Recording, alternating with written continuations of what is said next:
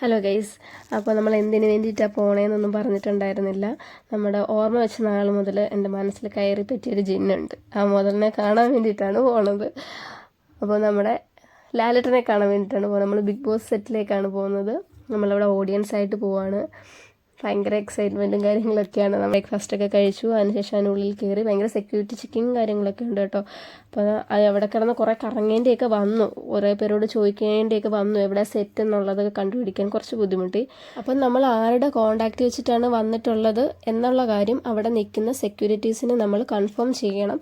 Confirm ചെയ്തെങ്കിൽ മാത്രമേ നമ്മളെ അകത്തേക്ക് കയറ്റി വിടത്തുള്ളൂ. നമ്മളിപ്പോൾ ഇവിടെ വെയിറ്റ് ചെയ്യുകയാണ്.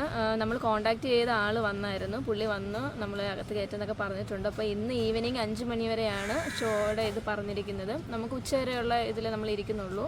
അത് കഴിഞ്ഞിട്ട് നമ്മൾ പോവാണ്. അപ്പോൾ ആ പുള്ളി ഇതിൻ്റെ ഫുഡ് കഴിക്കാനും മറ്റൊക്കെ പോയിട്ടുണ്ട്. അവിടെയാണ് ഫുഡ് കഴിക്കാനുള്ള സ്ഥലം. അപ്പം നമ്മൾ ഇവിടെ വരുന്നവർക്ക് ഫ്രീ ആണ് കേട്ടോ, ഫുഡും കാര്യങ്ങളൊക്കെ ഫ്രീ ആണ്.